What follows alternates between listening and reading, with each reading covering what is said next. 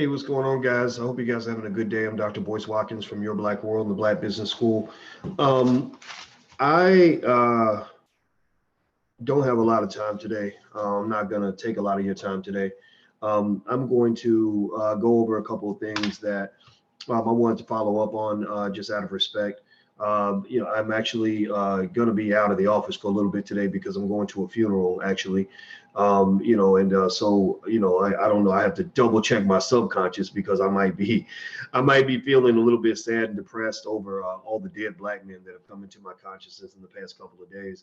One of them is in the family. The other one is a part of the extended family. And then just a few months ago, my Uncle Charles died suddenly in a car crash when he was driving home to celebrate he and his wife's 40th anniversary. And it was actually his mother's birthday, the day that it happened, and a week before his sister's birthday and his wife's birthday. So a lot of weird things have been happening in my life as it pertains to death, a lot of sad things. But at the same time, one of the ways I've learned to cope with death is not that I'm an expert at it at all, but I see death as an opportunity to analyze and celebrate life. Now, Nakia, you says, why am I blocked on YouTube? I don't know why you're blocked. Send an email to my assistant at voicewatkins.com, and she can look into what's going on. Maybe it was an accident. Sometimes we have to block people. As you know, our platform's for intelligent black people and black people who care about black people. So if you're not in that category, or if you say anything that is ignorant and too personal or whatever, the moderators will send you away. So just keep that in mind as you kind of share your comments. Like, you can come in and say, Doc, I don't know if I agree with you. I don't think what you said was right. But if you come in and say, oh, you old fat fraud motherfucker, fuck you, or whatever, like, you're going to be out. Like, if you say some disrespectful shit, because we don't have time for that. I really think, given that we're speaking on and thinking about the death of Nipsey Hussle, the rapper who was shot, yesterday, it reminds us that life is short. You ain't got time for bullshit. You don't have a lot of time for bullshit. So I hope that this lets us know, tomorrow's not promised for anybody. It makes me think about the fact, and I think Nipsey would agree with this. I can't speak for him. I don't know him. I never met him, but we know of each other. We run in the same circle. So there's no doubt in my mind that the two black men who speak broadly and loudly to millions of people about financial literacy would not know of each other.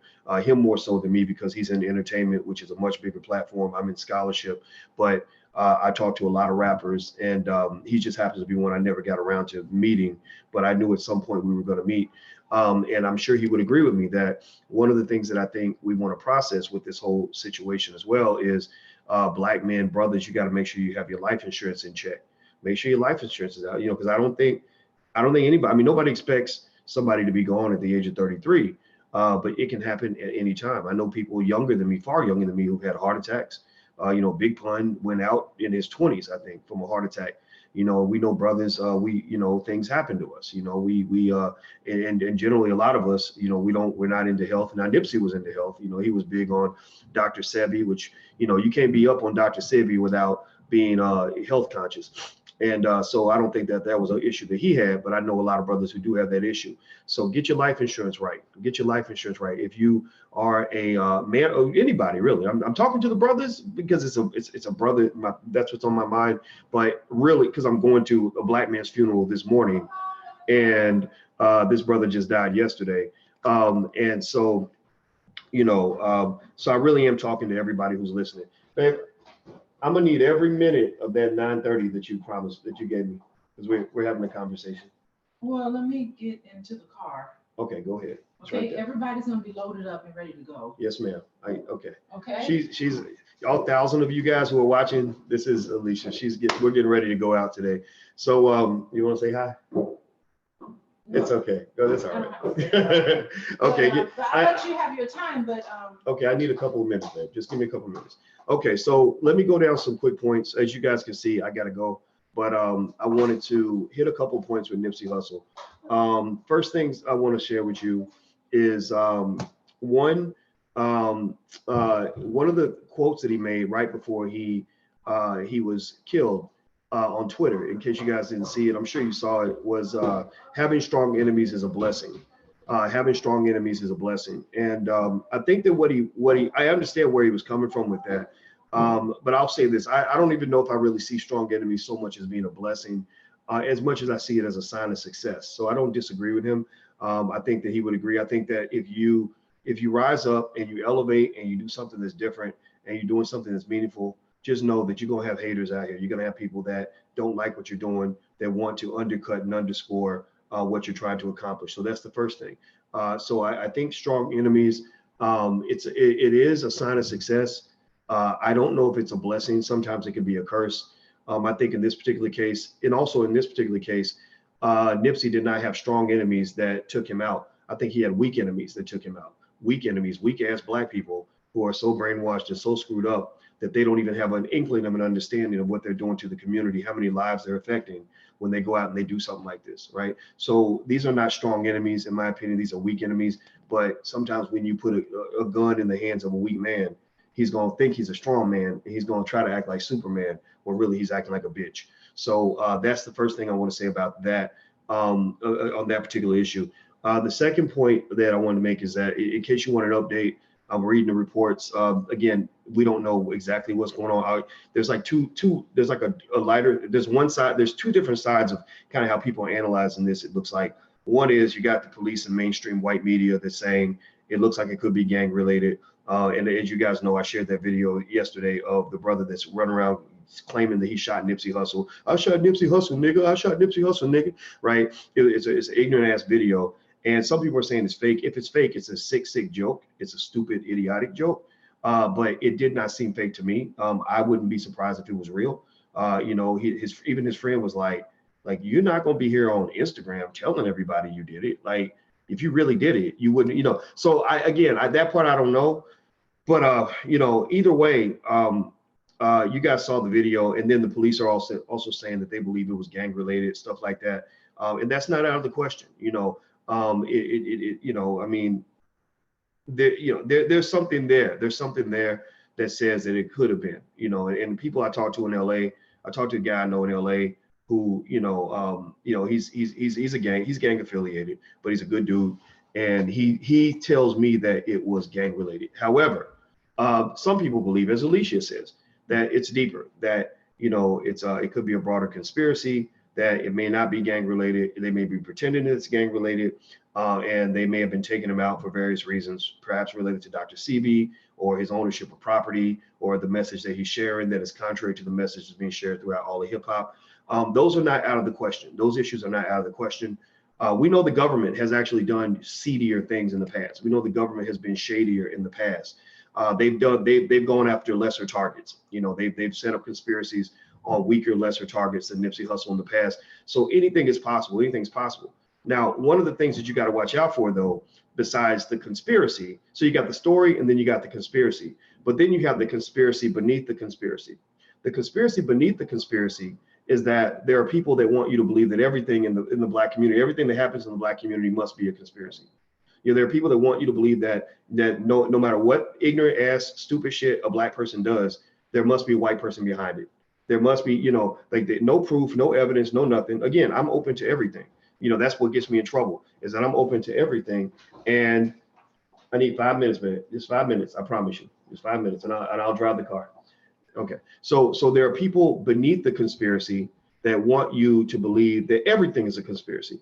Everything, and I mean, and they just want you to believe it without questioning it. They don't want you to even ask. You know, if you don't believe it's a conspiracy, then you a sellout. You know, because you're holding black people accountable. And we're not allowed to do that. We're not allowed to look at our own community with open eyes and say, what the fuck is going on? Why, you know, what's up with this? So again, I'm not trying to say that it is a conspiracy or isn't a conspiracy. I'm saying that there's conspiracies on both ends. We know about the white conspiracy. We know what white folks are capable of. We know what white folks have done to us. We know what white folks do. We know how white media is controlled by a small group of families and organizations that want to shape what you think. That conspiracy we know about. So we got the story and then the conspiracy behind that story, right? We know the mainstream media story. Oh, it must be gang affiliated. It must be Negroes killing each other. And then we know the white media in their racist conspiracy behind the mass marketing of a consistent message that breeds the idea and the image of black inferiority. But then on the other side, you got the other conspiracy.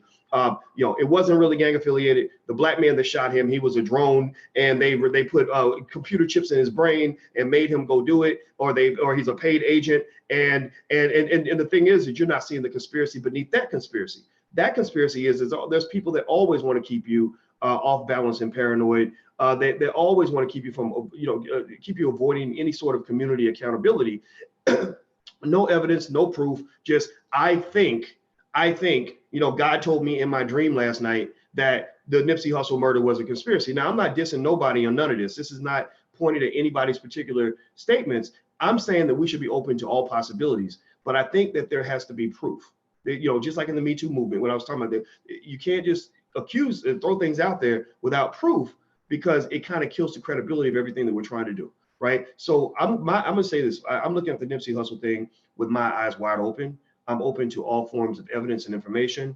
Anybody that has anything they want to send to me, you can actually send it to me. Email it to my manager at boycewatkins.com, manager@boycewatkins.com. If you got personal stories, information, you saw a government agent put money in somebody's pocket, or you're connected to somebody who knows about something, send that to us. And I will look at it. And if it makes sense, I will share it because I want the truth. That's what I just believe in, the truth, right? And the truth offends a lot of people because not everybody wants the truth. Everybody has an agenda. Okay.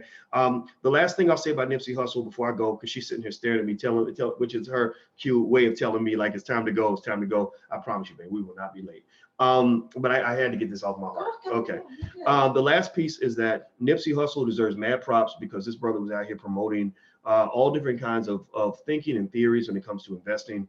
I was very proud of him. Let me see, I'm 47, he's 33. He's not quite young enough to be my son, but maybe like a little brother or something like that. I love it because he makes me think about some guys that I met, maybe after I went on the Breakfast Club and stuff like that. And I would hear from guys who have been in situations, who are realizing that those situations were not so healthy for them. And they're actually really, really, really ambitious investors.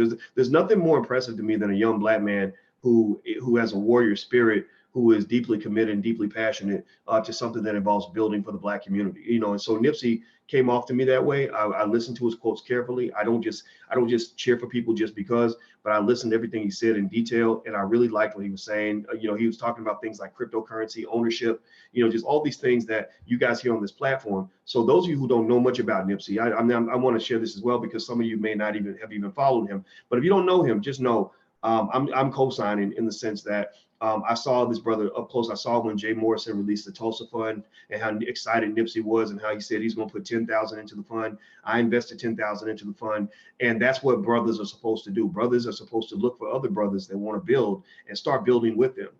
Don't be a detractor. Stop being a hater. Stop being jealous. Stop believing it's all about you. Stop believing you got to be the king of everything and that you should be the HNIC all the time. No, we need teamwork. We don't need solo sports in the black community, in the black male space. We need team sports. We need a football team. We need an army. We need thousands and thousands and thousands of black men all over the world working together to build for our families. So Nipsey represented that spirit. When Jay came out with his fund, he didn't say, "Oh, you old weak ass nigga, I don't like you. You're just some bullshit." Like that lame shit that you hear sometimes from people that get jealous because they're actually in it for the attention as opposed to the success.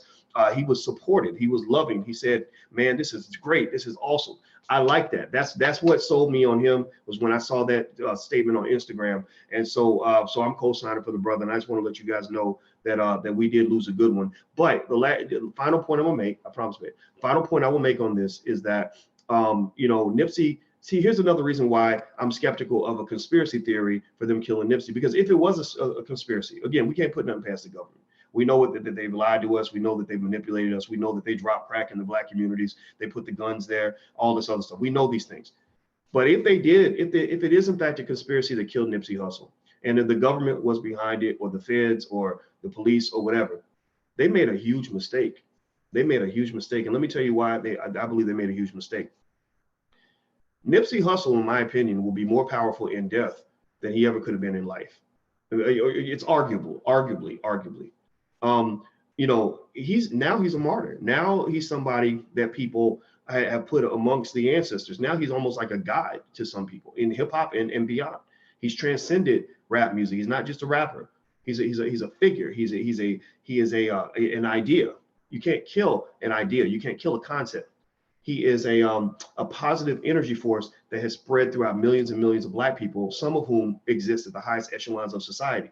So you can, because you can't know about Nipsey Hussle without knowing about what he represented, what he stood for. So to me, again, if there was a conspiracy, if the government did it, if somebody set this shit up, they set Black people up to win. And Black people, it's almost like the show Black Lightning.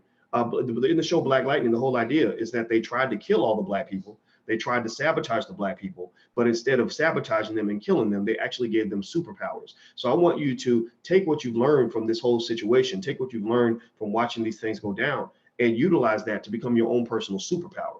So that's what I want to thank this brother for. That's how I want to celebrate his life.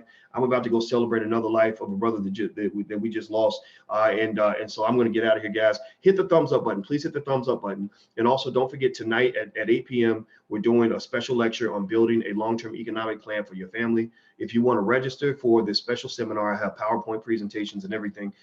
Go to drboyceseminars.com. That's drboyceseminars.com. Also, if you believe in wealth building for your children, we have a great Black business school for kids.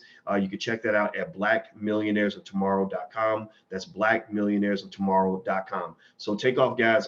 Have a good day. And we're also on iTunes. So you can download, subscribe on iTunes as well, and hear the podcast from there. So I'm out of here. She's been very patient. Thank you, baby. I love you.